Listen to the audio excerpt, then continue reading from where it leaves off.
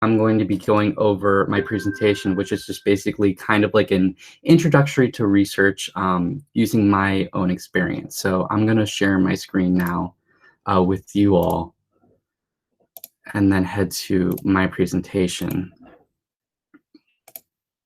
Can everyone see my presentation? Yep. Awesome, yep. Sweet. So today we're going to be going over researching, and there's going to be two aspects to my presentation, and it's going to be in two parts. So the first part is going to be talking about my experience with starting out with research, and I'm going to try to give you all some tips if you all are interested in passing down and in starting your own research experience or developing those research skills. So, and then the second part of the presentation will be diving right into putting some of those research skills into practice, essentially. So it'll be very involved and stuff like that. You all will get to talk about some disparities within the healthcare system. And if you have no idea what I'm talking about, it's completely okay. It's completely okay. I'll help set you up. I'm going to first introduce myself again. So my name is Moises Marin. I'm actually not a UMBC native. I actually came from Taos University for undergrad, where I majored in economics. And then I had two minors, one in math and the other in business administration. And I graduated back in May 2019. So towards the end of my undergraduate experience, I actually was able to obtain a health economics intern position at the University of Maryland Medical Center School of Medicine, and I'm so excited to be able to share that experience with you all. But currently, right now, I'm a graduate student under the Masters of Economic Policy Analysis program, and currently I'm a research assistant for the Division of Information Technology on campus.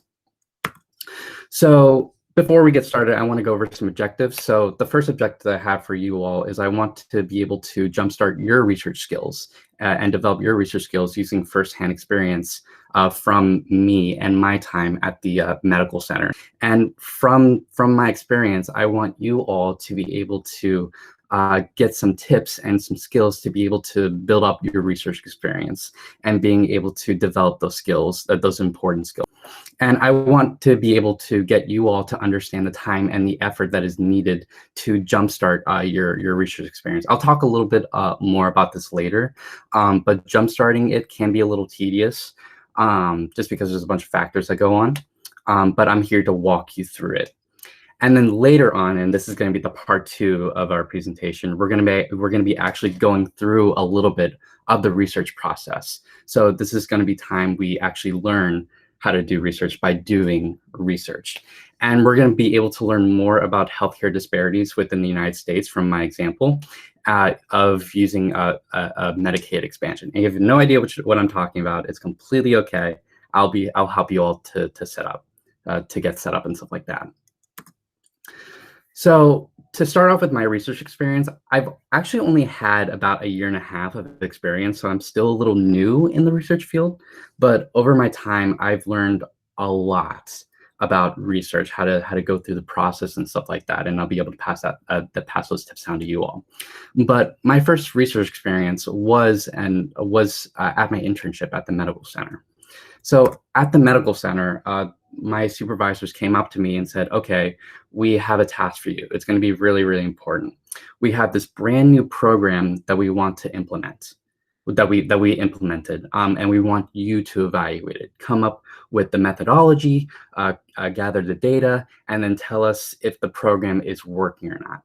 So to give a little bit of background about the program, the setting is in Baltimore, specifically West Baltimore, and usually when someone makes a 911 call in West Baltimore, before the program started, what happened was that someone make a call, the dispatchers would receive that call, and then the ambulance would go and find the person who made the call in West Baltimore.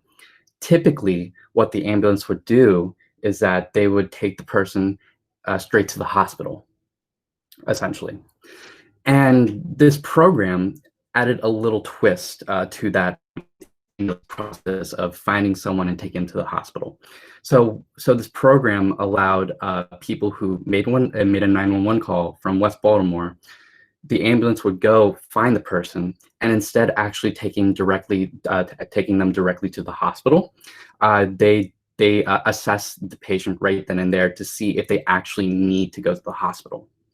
And why is this important? So if someone were to end up calling for an ambulance for something that's somewhat of a minor or moderate intensity of care that they need, if the ambulance is able to take care of them right then and there where they place the call and stuff like that, and not have to take them to the hospital, that means there's an extra hospital bed for another person who may need that hospital bed even more.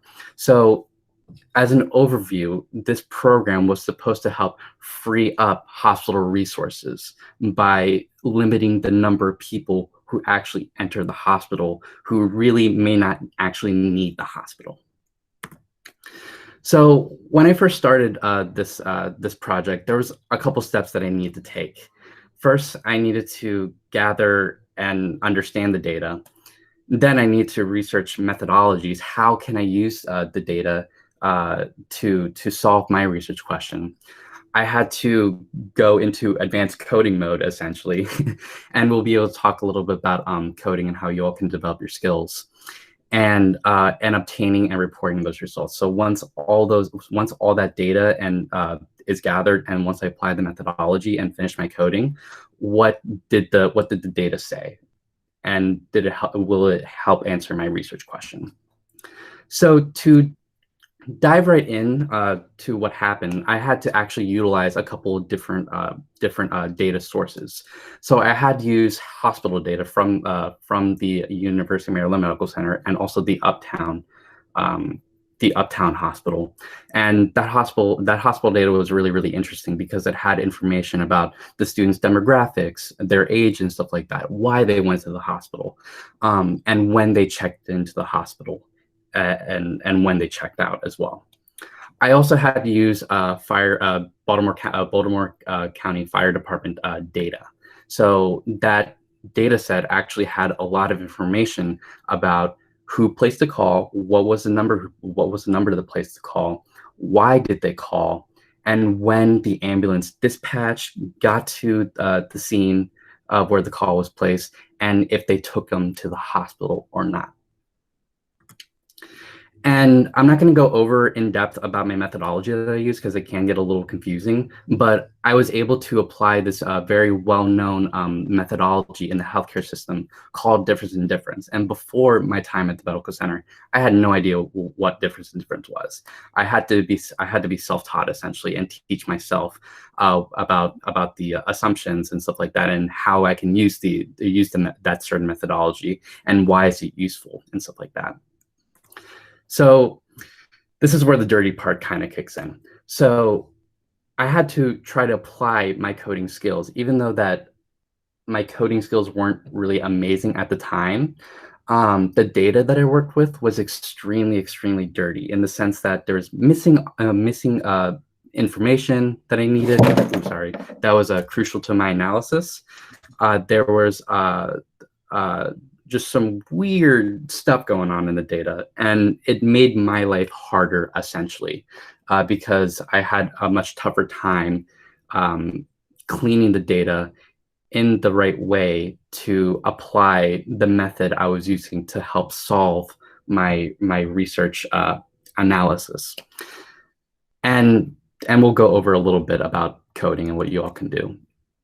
And I also had the opportunity to present to medical doctors, economists, nurse practitioners, and social workers about what I did, how I gathered the data, and what methodology I used, and what did my data say about the program. So it was very, very rewarding because I ended up not knowing a lot about working with data, applying methodologies, coding especially, and coming up with the story to tell my supervisors and everyone else who is interested and a part of the program. So I now want to go over some experience takeaways from my time at the medical center. So Again, when I first started the medical center, I really didn't have a lot of experience with research at all. I barely worked with data. I didn't have the best coding skills.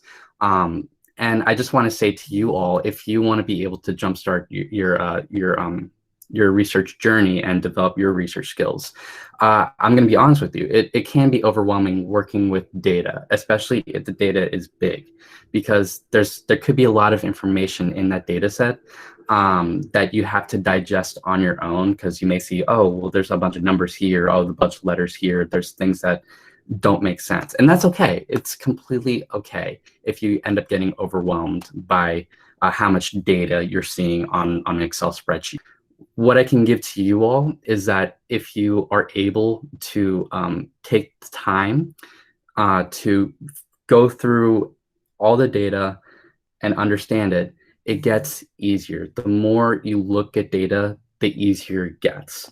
And just to provide an example, especially with the ambulance data set that I had from Baltimore County Fire Department, it's very big, very messy. There's millions of calls, and it was very overwhelming. And now that I've had that experience and I've had the opportunity to look at more data sets, it gets easier, and I understand what's going on in the data much quicker.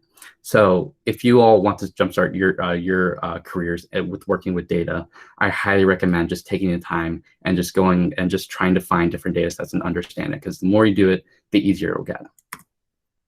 And researching methodologies. So this is a very sticky part, because some of you may not know anything about applying research methods.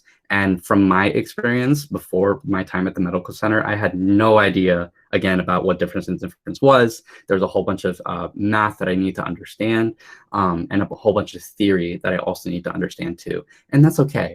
And that's okay. Also, you want to be careful with different methodology options. You want to look for the best one and take your time to see which methodology works the best for you. And the main point that I want to give to you all is to use your sources if you don't really have a good grasp of methodologies or potential ways to help solve a research question and stuff like that. It's okay. All I can say is that use the time to use Google, use your supervisors and stuff like that, and other experts within the field who are around you, because that's going to help a lot. All right, coding. This is kind of like a different animal. So again, I did not have a lot of coding experience, and I had to learn very, very quick how to code and clean the data with using code. So if you all don't have a lot of coding experience, that's completely okay. And what I can say to you all is that if you start coding today and start practicing coding with little projects, or maybe you found like a data set that seems really interesting and you want to make little pretty pictures and stuff like that using code, do that. Take the time to actually take data, go to your coding language that you prefer, and being able to produce outputs, whether it's pictures, whether it's a methodology, because the more you code, the easier it gets and the faster you get at coding. And using my time at the medical center, it took me right around 3-4 weeks to actually code all the whole thing. And my supervisor, who wanted to double check my work, he did it in a whole weekend. So that shows you that there's a huge disparity between, you know, novice coders and more advanced coders. But the more you code, the easier it'll get. Start off with something easy, maybe like Python, because since Python is kind of a more intuitive language to learn. Or if you're in a specific industry, if you're an econ major, you might know Stata. I highly recommend you to work with Stata and stuff like that. If you're in the medical field, a lot of the medical field researchers use SAS. And if you're not familiar with these, you can feel free to Google these. But if you want to start your coding experience, start today, start slow, and do something that's going to make it fun, whether it's like a picture. And Google is your best friend. I can't tell you how many times I've used Google. But if I had to, I'd pick you. Oh, I'm sorry. That was my Google Home. So Google is going to be your best friend, mainly because that I had to use a lot of Google during my time at the medical center. And even today, I still use Google just because that sometimes I don't remember specifically what certain codes do what and stuff like that. So Google's your best friend. And when it comes to reporting results, you want to know what your results are saying. It's really, really important because of a couple things. Because you want to know if it's statistically significant or not, if it's important, and if it's impactful. And especially if your results are impactful, it can really make a difference with evaluating a program, or if you want to study the effects of X on Y. All right, so that was basically an overview of my research experience. I do want to take a little bit of a breather and talk and try to answer some questions if there aren't any about my experience and any tips and skills that I may pass on to you all. So are there any questions in regards to starting off with research, starting off with coding, my research past over at the medical center? I'll take a couple seconds. And feel free to unmute yourself too, or text in the chat. I heard a ding. Okay, go ahead, Ethan. So when it comes to policy analysis and working with different policies, have you ever worked with R, like the coding language R? Yeah, I've worked with R. I actually use R a lot for my current projects over at my graduate assistantship. I highly recommend it. It is free and open source, meaning that you can go ahead and Google whatever you want, and people actually make their own codes to do very specific things and share that online. So I do highly recommend R. It's really cool. If you do end up going into R, I highly recommend the libraries dplyr and tidyr, just because those help you clean the data a lot better. I have a strong background in like Python, so I was wondering if you, like, in terms of like industry, would you use Python more, or would you use like R or like SAS or Stata more?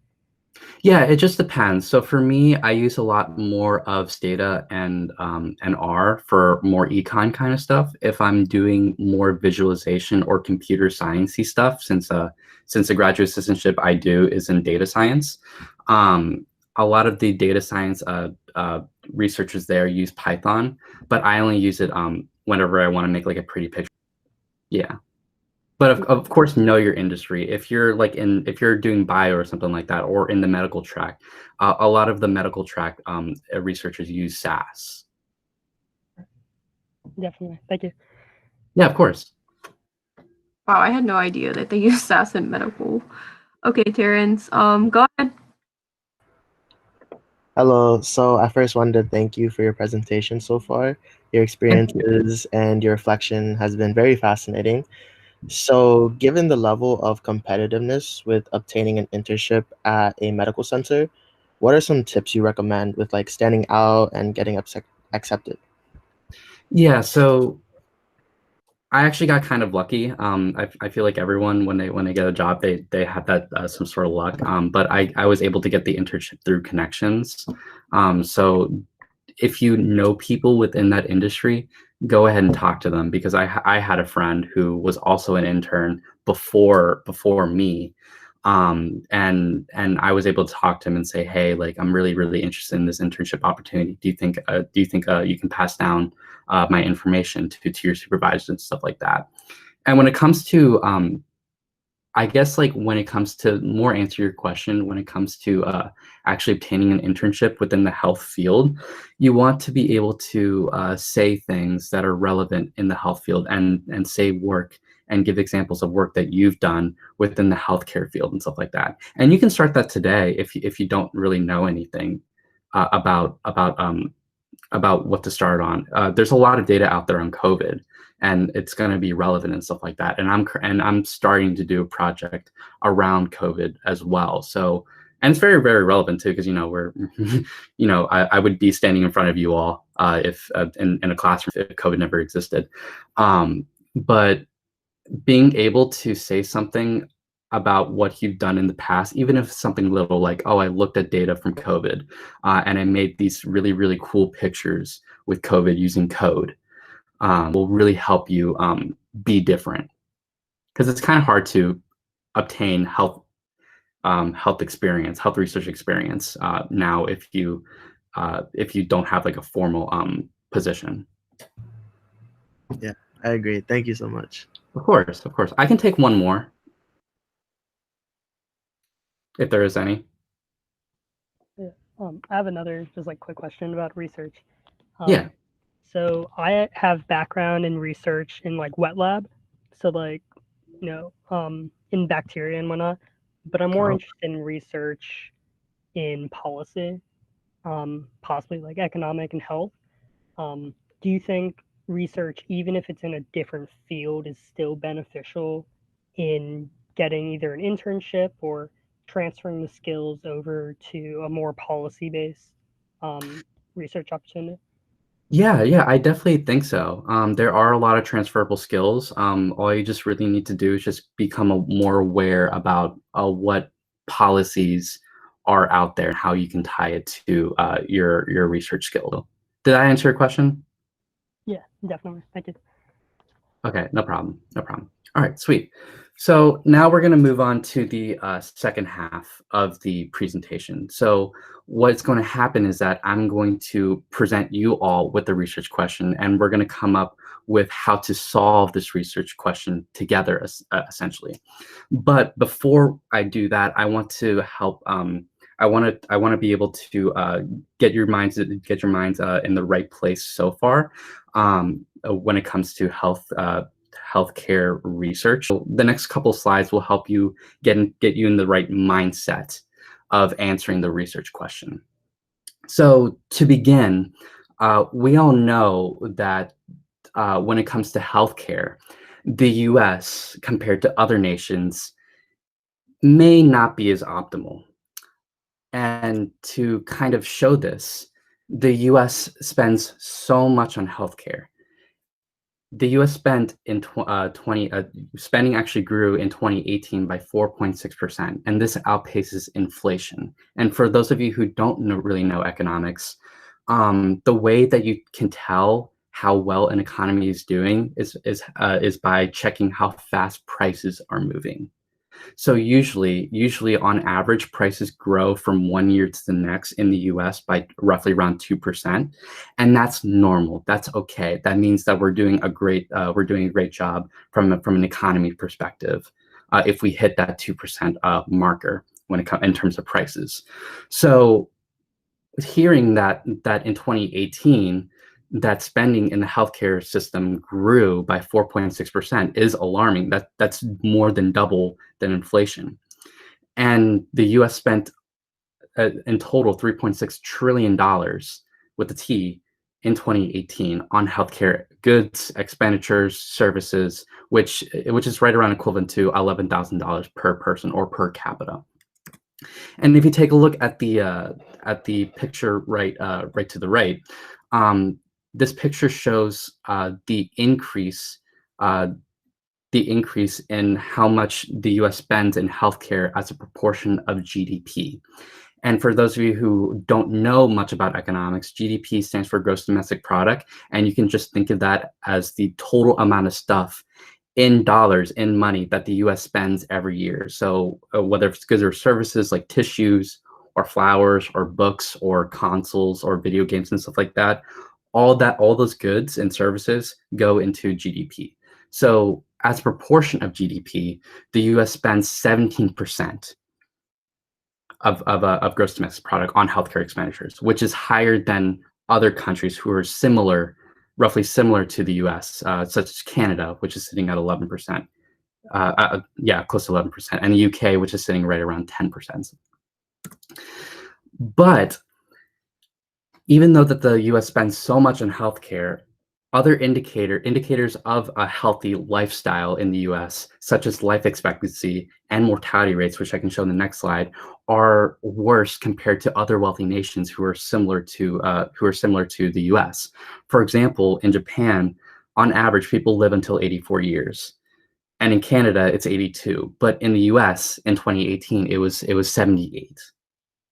And we can see this disparity again through mortality rates, where the US actually has higher mortality rates on average than comparable countries like Germany or the UK or Australia, Belgium, all those other rich nations. So my first question to you all, and feel free to unmute yourself too. Why do you think the US spends so much money in healthcare, but we're just not getting the results from all that money?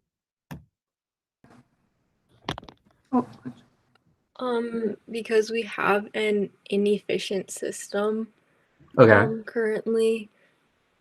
So like I know like with how like things work with like, you know, big pharma and things like that, where they're able to, you know, drive prices up, stuff like that, contributes to like rising costs in healthcare. Yeah. Just to bounce off of what you said, one attribute of the healthcare system in the US is that we have higher drug prices than other rich nations. And it gets bad to the point where you can actually search this, make a Google search, but there has been some insurance companies that paid their beneficiaries or their healthcare policy holders cash money to actually go across the Canadian or Mexican border to buy the same drug, but for cheaper. And there's been stories about how people drive over 500 miles just to go across the border to get the same drug that's offered in the US, but it's way cheaper. So that's definitely one reason why the US healthcare system can be ineffective. I can take one more why, if that's okay. If anyone has anything they want to say. The American healthcare system is also a market system, where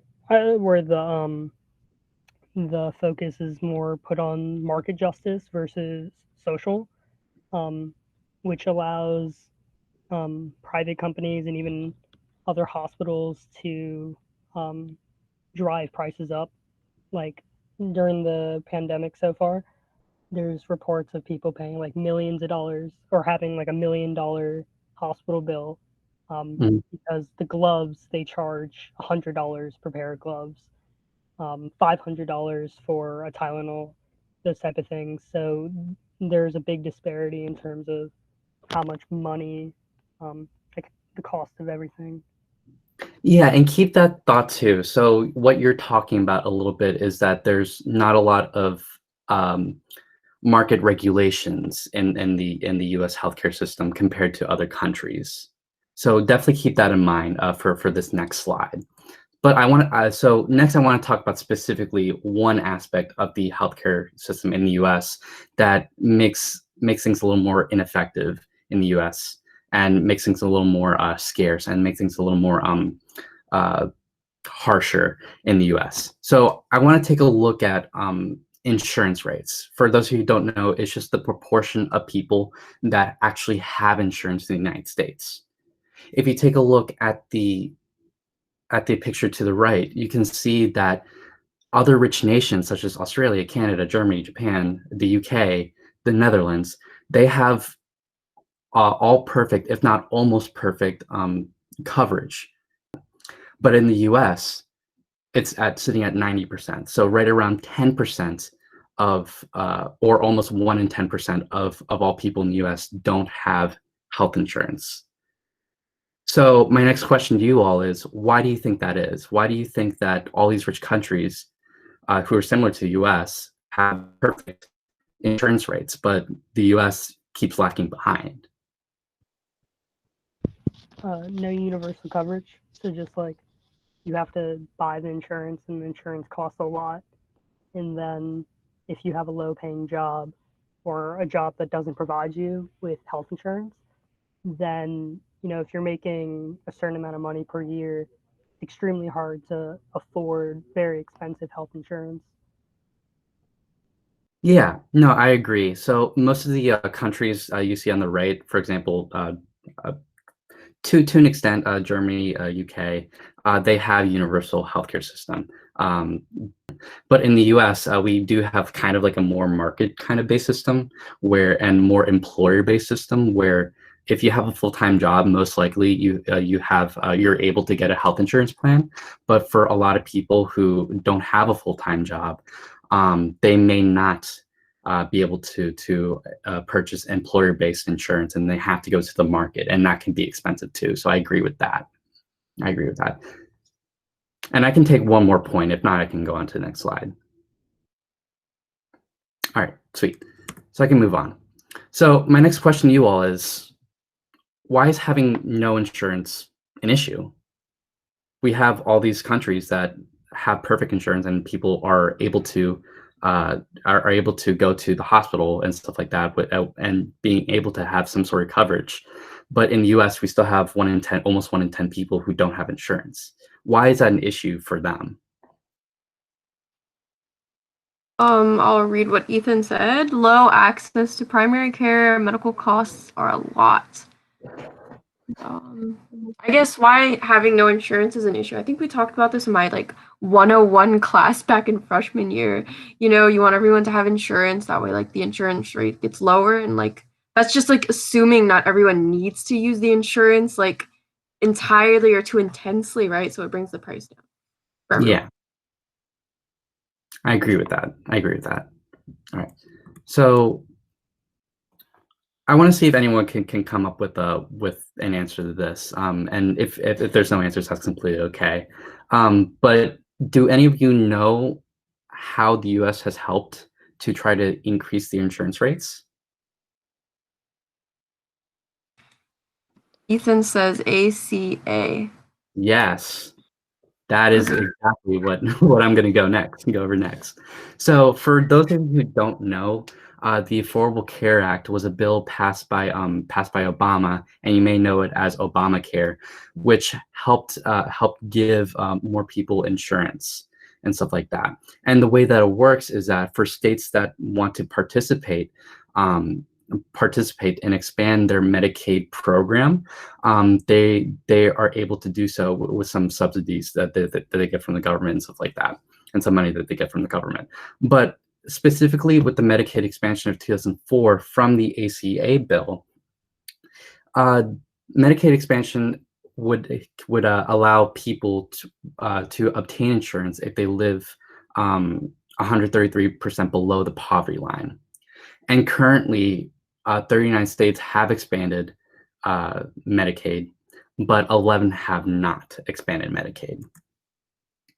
And if you take a look at the graph to the right, you can see that the Medicaid expansion, which was supposed to help decrease the uninsurance rate or increase the insurance rate, actually did its job. So before 2014, we can see that almost 17%, which is basically 1 in 6 people did not have insurance. And now the number is down to 10%, which is increasing just a little bit, but that might not be significant.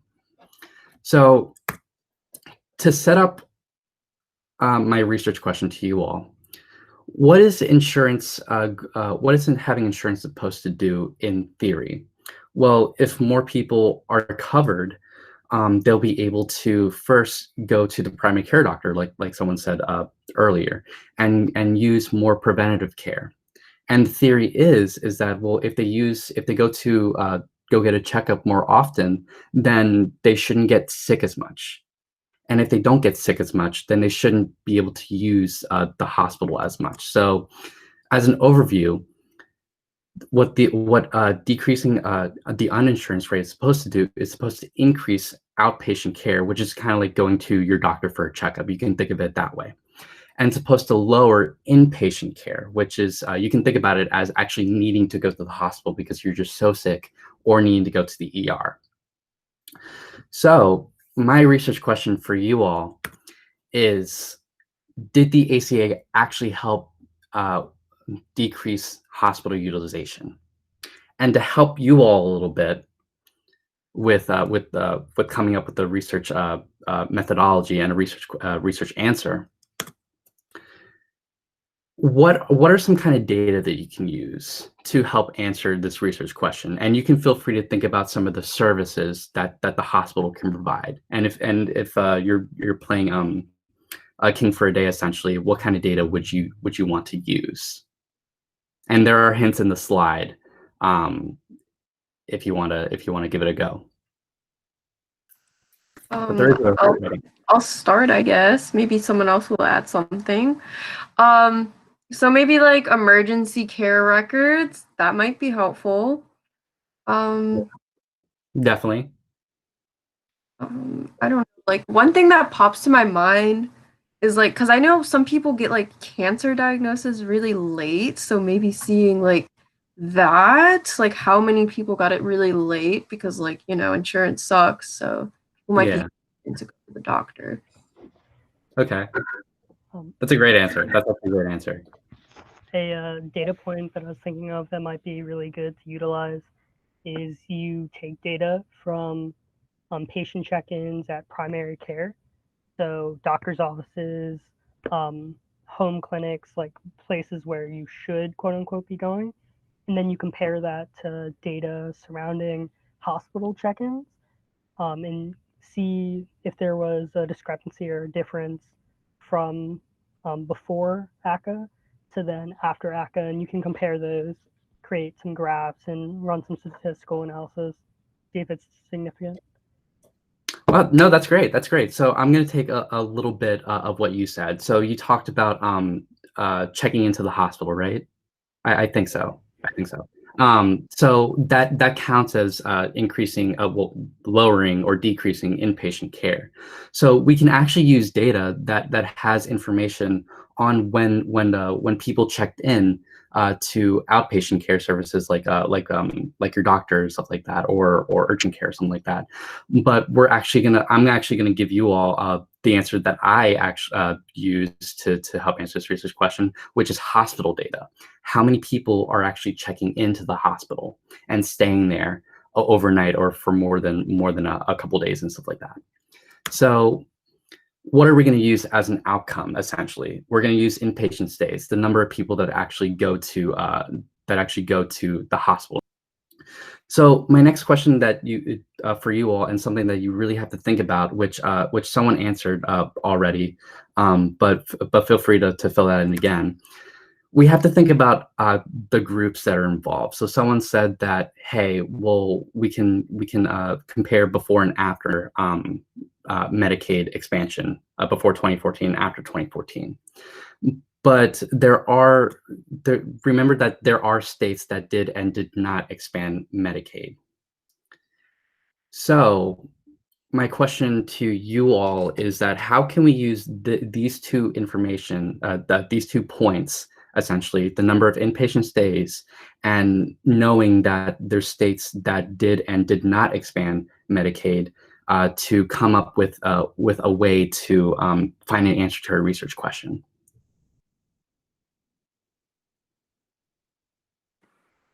If anyone wants to look at it.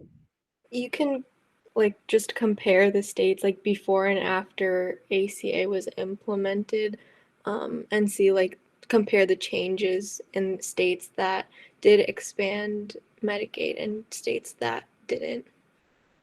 No, that's actually really good. So I actually use something like that. So again, we can compare inpatient stays for states that did and did not expand before and after the ACA of 2014, the Medicaid expansion. So that's actually a really, really good answer and exactly what I wanted you all to say. So great job. So so to kind of expand about what you all said, so I actually did this. I actually took data and tried to see the changes before and after inpatient stays for those states that did and did not expand Medicaid. So I have this picture for you all. It's a little weird to digest at first, but I can walk you through it. So these 2 lines represent the amount of people that actually go to the hospital a couple years before and after Medicaid expansion. And I divided up the lines for into two to represent those that did for those states that did expand Medicaid and for those that didn't. And like someone said, what we can do is that we can see how much inpatient utilization has changed before and after intervention for both states that did expand and did not expand Medicaid. So there is a certain methodology for this, a specific methodology that we can use, and it's called difference in difference. I'm not going to go ahead and explain difference in difference unless someone has a question, because it can get very complicated and it can get very mathy. But like someone said, we can take how much inpatient stays changed from a couple years before the ACA to a couple years after. For those states that did and did not expand Medicaid. So that's exactly what I'm currently doing for Dr. Farr's class. So great job, guys. I really appreciate it. And you all are great thinkers. So I have high hopes for you when you all start your research experience. All right. But just to recap what we went over today.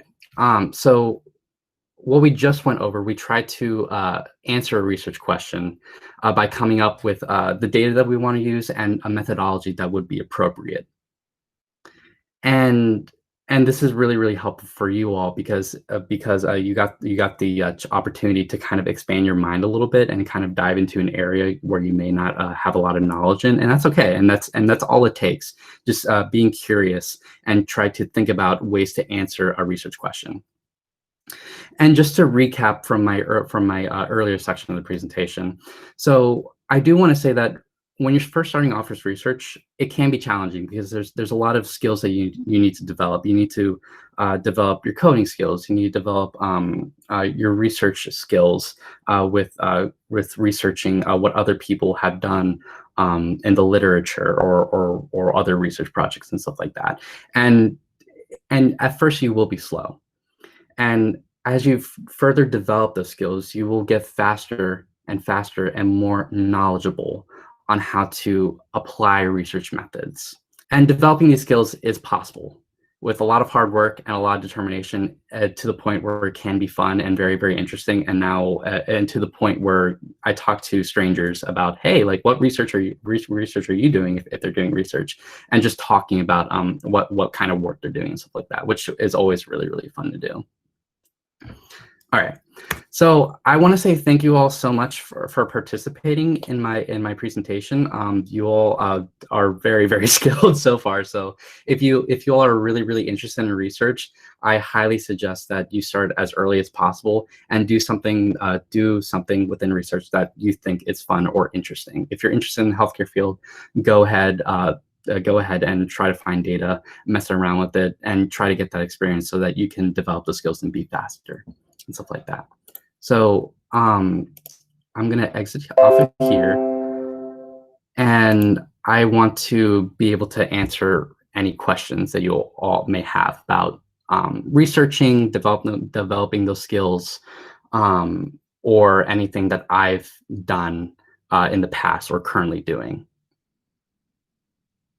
Oh, someone asked about the slides. Yeah, I can send those. I can send those to you, Fatima. Okay, and yeah, I'll post the recording on my UMBC after this on the UNICEF page. Awesome, sweet. Okay. Does anyone have any questions? Yeah. So I'm currently majoring in like public health and health policy. So I guess there's like two tracks. There's like health policy and public health. In terms of, I guess, like policy versus health, what do you think would be better in general for like data analysis, that kind of thing? I would say policy, because you most likely will have to research different policy interventions that other people have done. For example, the program that I worked on at my time at the medical center, that's definitely policy. Gotcha. Yeah, because I was definitely trying to figure it out because like public health a lot. But in terms of like the major, I also really want to do research. So that's definitely helpful. Yeah. Yeah, no, thank you. I wish that I hope that I gave you all the research skills that you need to kind of jumpstart developing your research skills. And again, it takes a little bit, but with hard work, dedication, and just passion, a little bit of passion, you'll be able to start getting faster at researching and developing really, really cool stuff and making cool stuff and talking about cool stuff. Definitely. So how many points did you think you had for that healthcare project? Because you said millions of calls. I was like, dang, that must have been heavy on your like processing and stuff. Oh, you mean like lines? Yeah, like was it like a lot of data to analyze? Like you couldn't even use your own personal computer type thing? Yeah, so yikes. Last time I checked, I remember this number because it was just a lot. There's around 1,200 lines of code. Oh my God. And most of those lines were just because that the data was just so dirty. Oh my gosh. Yeah. And if you all want to get into coding, you're gonna run into this issue where you're gonna end up having really dirty data at some points, and you have to find a way to work around that. And again, Google's your best friend. I've used Google so many times to try to find the right lines of code or the right commands to get my data into the right format it needs to. Also loops. Get good at loops, because loops will save you so much line of code if you ever start diving around there. Forgot to ask this. Do you use SQL at all? SQL, yeah, I currently use SQL for my graduate assistantship. It's kind of hard to actually get SQL experience if you don't have like your like a set database right then and there. Just because you have to actually input data yourself, and then you can run code to pull that data back. Yeah. Because what's it called? I've used SQL before. Like on my current internship, there's SQL admins and all that. But for SQL, do you use like SQL's quote unquote language, or do you use like Python or R to then pull it out? So I use a variety of things. So when I first started at my graduate assistantship, I would code the data within SQL and then save it as a CSV file. But what I do now, there are ways to pull the data directly from SQL using R or Python. You have to do a little bit of Googling. You have to, there's a library in R called OBDC, but it allows you to run SQL queries or SQL code within your R environment and pull it to your RStudio environment. Right. Which is pretty cool. It's really, really fast. I love it. I use it all the time because, especially with my graduate assistantship, if you have a lot of data, it's very, very slow pulling data. Right. Because in Python, I know there's MySQL, there's SQLite. Yeah. There's a few different SQL libraries for Python's environment. Yeah. But yeah, would you recommend, I guess, like learning from SQL first, or just going straight with like Python and then using Python's library for SQL? I would recommend Python first, or any other coding language besides SQL. For example, RStudio, or if you're in the healthcare field, probably SAS. Just because the logic within SQL is really, really weird. With other coding language, when you have like a line of code, you're saying, "Hey, I want to do this," but in SQL, it takes a little bit more, just because you have to define, okay, I'm going to do this from this table where I want this specific thing pulled, and you can apply filters and stuff like that. So SQL is not preferred to start off because it can be pretty frustrating. Python would be easier to, or RStudio would be easier to implement. And all these languages are free for you all. If you go to my UMBC wiki, well, UMBC wiki, if you just Google it, you can have SAS, RStudio, Stata, and Python's free anyways, and so is RStudio. But that's helpful because you have to pay money for Stata and SAS, Right. and UMBC gives it to you for free. Right. Yeah, because I've been doing Python for a while, but I'm learning R, and it's like the kind of learning curve with R, like it's completely different from Python's interpretation. Yeah, it's very versatile. I do a lot of economics, so I work a lot with data sets, not really like, because in Python, you can work in data sets. It's very versatile, but that's not like it's not like the most optimal thing to use when you're working with data sets. And R studios, I actually think it would be better, just because that if you use specific libraries, again, dplyr, tidyverse, it helps make things a little more intuitive when it comes to cleaning data. Right. Yeah, because Python's there's NumPy and pandas and all that. Yeah, I use pandas all the time when I work in Python. Yeah, Yeah. I'm not very good with I don't know if you're familiar with JSON language. I'm not that good. Yeah. I actually was doing some pandas work with like cleaning up a COVID-19 data set. And yeah, pandas is kind of fun to use, but definitely like trying to do certain things in Python versus R. Yeah, still figuring that out. Yeah. There's different ways to do different things with both languages, so you have to be cautious of that. Sometimes I write R code within my Python environment and go like, wait, why isn't this running? Like, this doesn't make any sense. And then realize, oh wait, I'm using something from R. Totally. Yeah. All right, sweet. We are a little bit over time, and I do want to respect people's time. Are there any other questions? I'm more than happy to stay behind.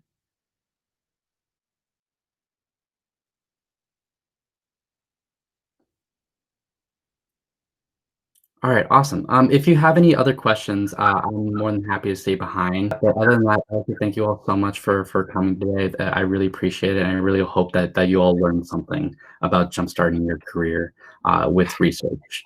And again, feel free to email me if you ever have any questions. I'll usually be available, and I usually am pretty fast with typing emails. Thank you all so much. I really appreciate it, and good luck with finals and everything. Thank you so much for your presentation. I really enjoyed it. Oh, thank you. You put a lot of thought into it, and I really felt that, Yeah. I also liked how it was interactive. That was nice. Thank you. Yeah. Thank you. Yeah.